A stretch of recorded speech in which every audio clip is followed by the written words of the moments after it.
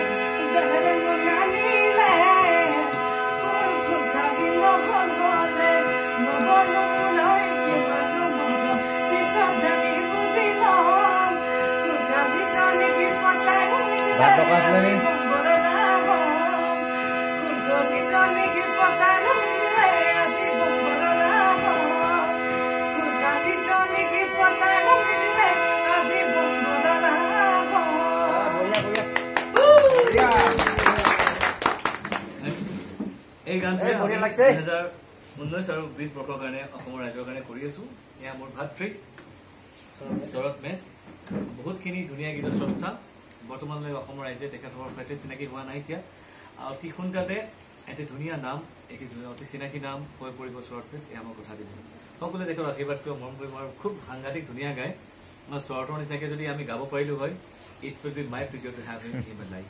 Thank you so much for watching this video. Subscribe to the channel VK and Team Matt.